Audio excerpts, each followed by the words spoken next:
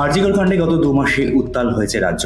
দক্ষিণ চব্বিশ পরগনার জয়নগরে ৯ বছরের শিশুকে ধর্ষণ করে খুলে উত্তপ্ত হয় পরিস্থিতি।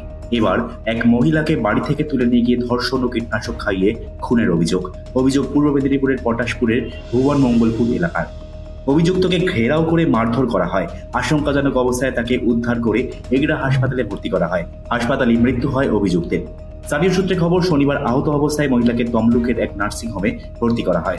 অভিযোগ, বিষয়টি ধামাচাপা দিতে মহিলার মুখে জোর করে বিষ ঢেলে দেওয়া হয়। গ্রামবাসীরা জানতে পেরে মহিলাকে আশঙ্কাজনক অবস্থায় উদ্ধার করে হাসপাতালে নিয়ে যান। রবিবার ভোররাতে মৃত্যু হয় মহিলার। জানা গিয়েছে, ঘটনাস্থলে পুলিশ এলে পুলিশকে ঘিরে বিক্ষোভ দেখান স্থানীয় বাসিন্দারা। অভিযুক্ত ব্যক্তিকে বাঁশ লাঠি দিয়ে বেধড়ক মারধর করেন গ্রামবাসীরা। হামলায় নেতৃত্ব দেন মহিলারাই। অভিযুক্তকে উদ্ধার করে হাসপাতালে ভর্তি করে পুলিশ, কিন্তু শেষ পর্যন্ত বাঁচানো যায়নি তাকেও। প্রাথমিক তদন্তের পর পুলিশ জানিয়েছে, এখনো ধর্ষণ ও বিষ খাওয়ানোর অভিযোগ জমা পড়েনি, তবে তদন্ত চলছে। স্থানীয়দের দাবি, আগের একটি ঘটনার পরিপ্রেক্ষিতেই ওই মহিলাকে মারধর করেন অভিযুক্ত।